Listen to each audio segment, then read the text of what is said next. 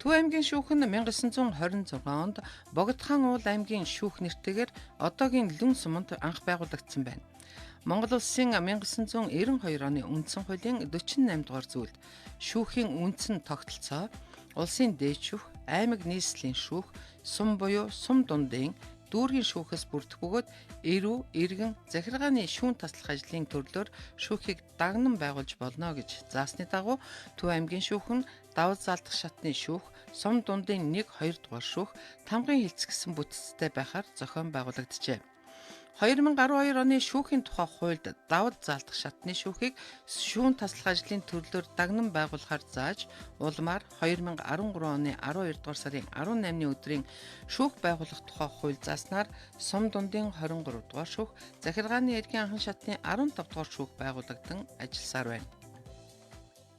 За Төв аймагт эрүүгийн эргийн анхан шатны шүүх 2019 онд нийт 1379 хэрэг шийдвэрлсэн байна. За үүн дотроос зөрчлийн хэрэг 592-ыг, за эрүүгийн хэрэг 393-ыг, за хугацаанаас өмнө тэнсэн судлах маргаан бол 165-ыг, за цагдаа орох тасан сэргийлэх арга хэмжээ авах өөрчлөлт хүчингү болгох 229 энэ хэрэг материалыг хянан шийдвэрлсэн байна. 100 мод хотынхоо төв дээр бол одоо зөрчлийн хэрэгүүд их гардаг.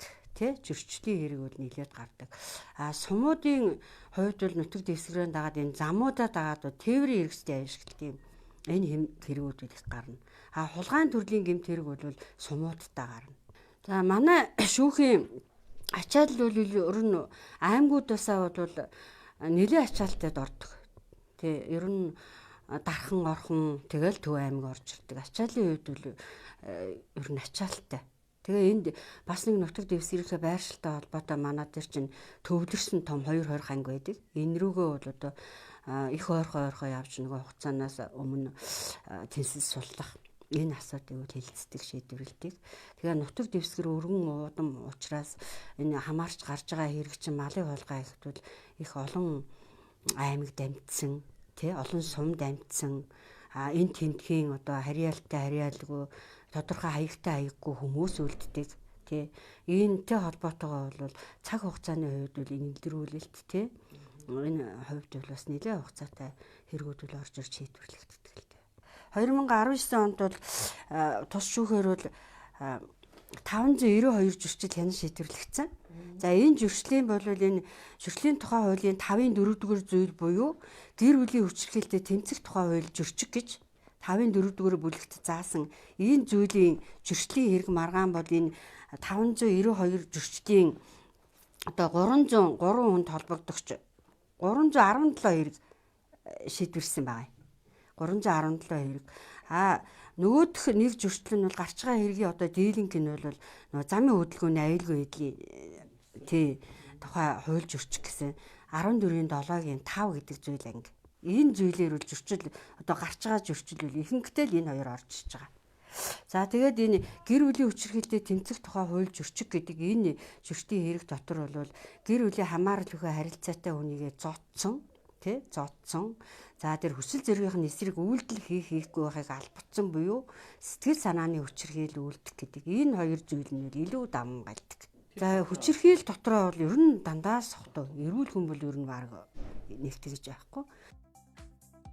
2015 оны шүүх байгуулах тухай хуулиар Төв аймаг дахь сум дундын эрүүгийн хэргийн анхан шатны шүүх, Төв аймаг дахь сум дундын иргэний хэргийн анхан шатны шүүх, Төв аймаг дахь захиргааны хэргийн анхан шатны шүүх, шүүх байгуулах тухай хуульд нэмэлт өөрчлөлт оруулж 2016 оны 6 дугаар сарын 1-ний өдрөөс Төв аймгийн эрүүгийн хэргийн давуу заалдах шатны шүүх, Төв аймгийн иргэний хэргийн давуу заалдах шатны шүүх байгуулагдсан. Төв аймгийн засаг захиргааны бүх нэгжийг харьяалан шүүн таслах үйл ажиллагаагаа явуулж байна. Шүүхийн тамгын газар нь дөрвөн шүүхийн шүүн таслах ажиллагааг тасралтгүй хэвэн явуулах нөхцөл боломжоор ханган ажиллаж байна.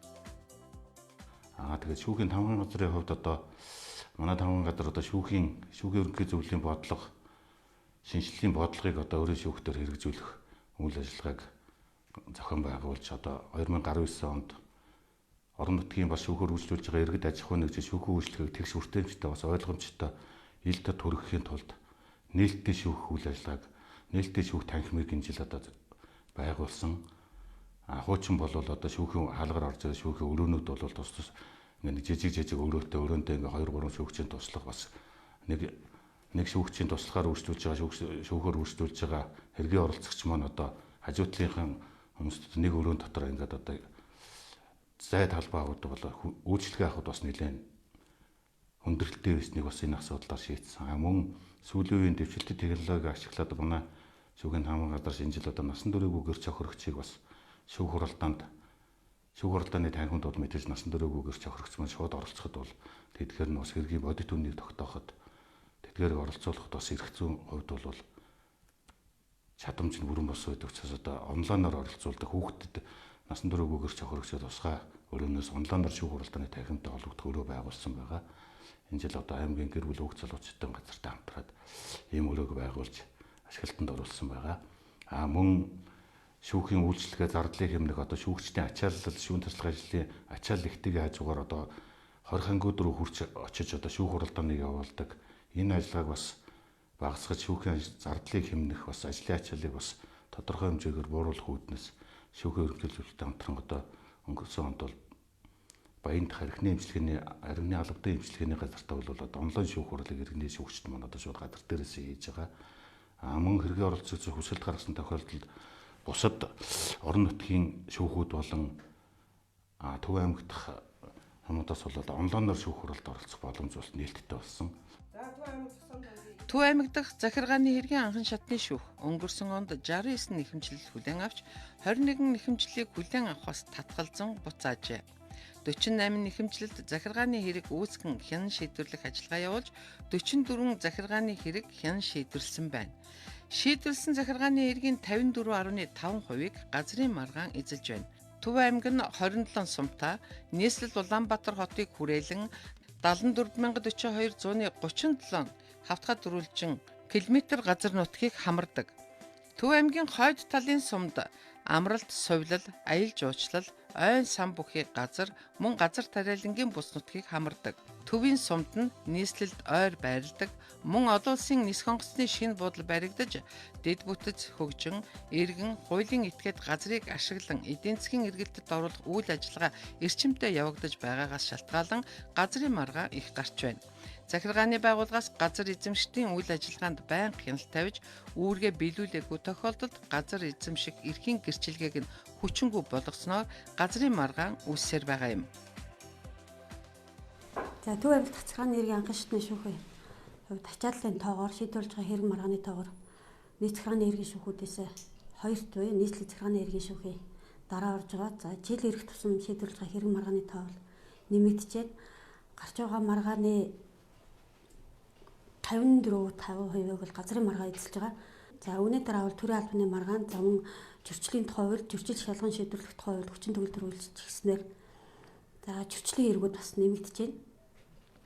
За захиргааны ерөнхий хууль 2016 оны 7 сарын 1-ээс эхэлж хүчин төгөлдөр үйлчилж гиснээс хойш захиргааны байгууллагууд захиргааны ерөнхий хуульд заасан журмаар захиргааны акт шийдвэрээ гаргахгүй байснаас маргаан нэлээх гарч ирсэн.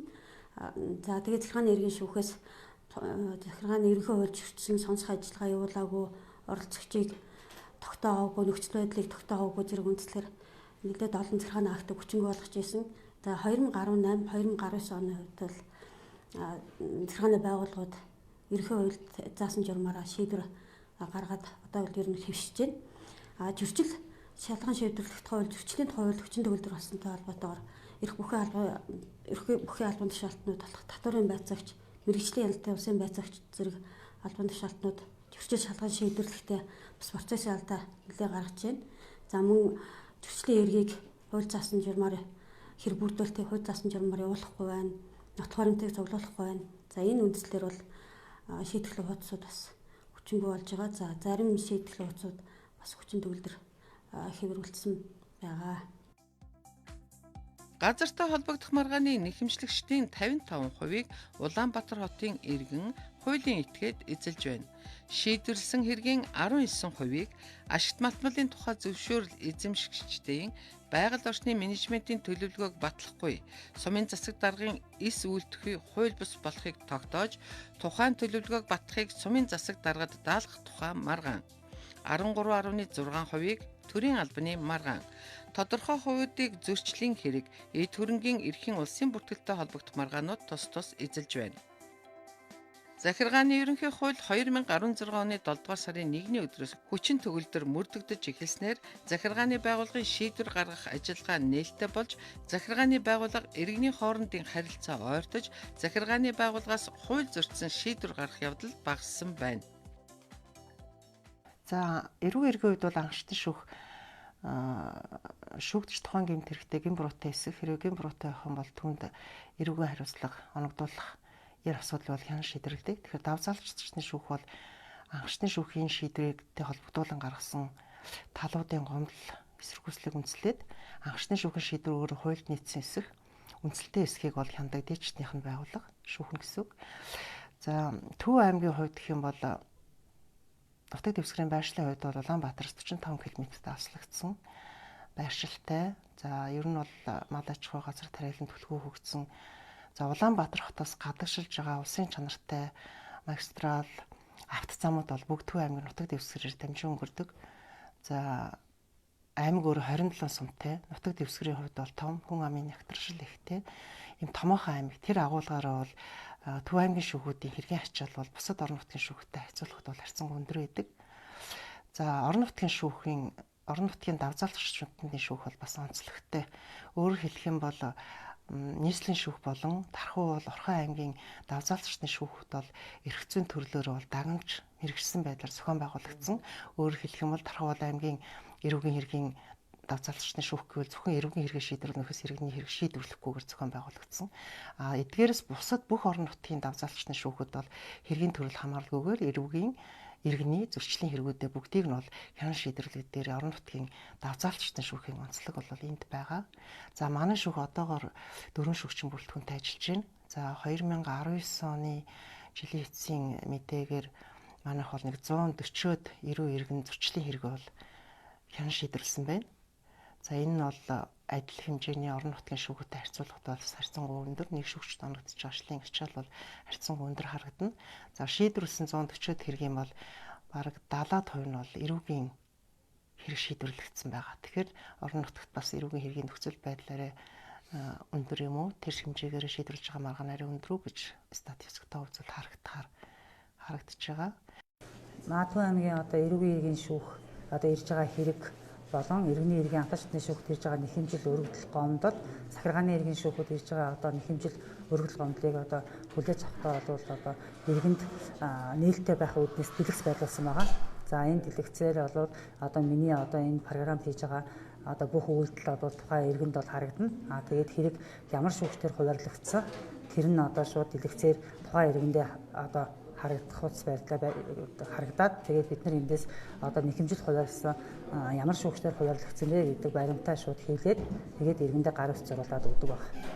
За, Төв аймгийн шүүх нь одоо анх 2018 оноос эхлэн дуус буюу дотоод удирдлагын системийг одоо үйл ажиллагаанд нэвтрүүлэн хэрэглэж эхэлж байна. Ингэснээр одоо энэ системийг ашигласнаар бол давуу тал нь бол одоо Төв аймгийн 27 сумын засаг дарга төрийн байгууллагуудтай одоо төрхөн шуурхай одоо холбогдож мэдээллийг бол солилцож байгаа. Жишээлбэл одоо хэрэгэн шийдвэрлэх ажиллагаанд хаш холбогдол бүхий одоо хариуцагчийн орсон байгаа газар аж ахуй нэгж байгууллага компаниудын үйл ажиллагаа явуулж байгаа хэсэг талаарх агуулгыг бол манайх дотоод удирдлагын системээр нэн даруй авдаг байгаа. За, Төв аймаг дахь сум дундээ иргэний хэргийн анхан шатны шүүх нь одоо 5 шүүгчийн бүрэлдэхүүнтэйгээр үйл ажиллагаа явуулж байна. За, Төв аймаг нь бол нийт 93 мянган хүн амтай, нутаг дэвсгэрийн хувьд харьцангуй бусад аймагаас том. За, үүнтэй холбогдуулаад эрх зүйн жилд бол 1300-аас 1500 иргэний хэргийг шийдвэрлэдэг байгаа. Тухайн шийдвэрлэж байгаа иргэний хэргийг эрх зүйн төрлөөр нь ангилж үзвэл иргэний хуулиар 400 орчим, иргэний хэрэг хянан шийдвэрлэх тухай хуулиар 600 орчим, гэр бүлийн хуулиар 200 орчим, бусад эрх зүйн хуулиараа үлдэгдлийн шийдвэрлэдэг байнамаа. За, энэ бол нэг шүүгчийн жилд шийдвэрлэж байгаа хэргийг тоон үзүүлэлтээр авч үзвэл 280-аас 300 орчим хэрэг шийдвэрлэж байгаа нь дүүргийн иргэний иргэн нэг шүүгчийн ачаалттай бол бараг тэнцүү гэж үзэж болно. Тэгээд бус шүүхэнд бол шүүгээр шийдвэрлэж байгаа иргэний иргэн бусад аймагуудын шүүхээс нэг онцлог нь бол согтуурах, мансуурах, өвчтөе этгээдийг эмчилгээний хугацааг бол дуусгар болгодог хэргийг шийдвэрлэдэг. За энэ хэрэг маань бол иргэний эрхийн шийдвэрлэлт тухай хууль зааснаар онцгой ажиллагааны журмаар шийдвэрлэж байгаа. За тухайн эрхийг шийдвэрлэхэд шүүгчийн цаг хугацааг хэмнэх, зардлаа хэмнэх, аюулгүй байдлыг хангах зорилгоор баян сумтайгаар онлайнаар холбогдож эрхийг шийдвэрлэж байна. За энэ баян сум маань 100 мод сумаас бол 80 км-ийн зайтай оршдог учраас тэр болгон шүүх бүрэлдэхүүн очиж шийдвэрлэх боломжгүй гэж үзээд энэ жилээс нодлон жилээс эхлээд онлайнаар шүүх хуралдаанаа явуулж байгаа. За иргэний хэргийг бол хариуцагчийн оршин байгаа газар мөн хуулийн этгээдийн байнга үйл ажиллагаа явуулдаг газраар иргэний хэргийг үүсгэж хэргийг хянах шийдвэрлэдэг. За үүнтэй холбогдуулаад төс шүүх нь аймгийн 27 сумтай дотоод удирдлагын систем гэсэн системтэй холбогдоод онлайнаар холбогдсон байгаа. Энэ онлайнаар холбогдож байгаа давуу тал нь юу вэ гэхээр тухайн хариуцагчийг оршин суугаа хаягта байгаа эсэх хуулийн этгээдийн тухайн хаягта үйл ажиллагаа явуулдаг эсхийг нэн даруй шуурхаа мэдээж ингэснээр нөгөө иргэний эрг үүсэх 7 хоногт хариуцагчийн хаягийг тодорхой болгож хэргийг шийдвэрлэж байгаа.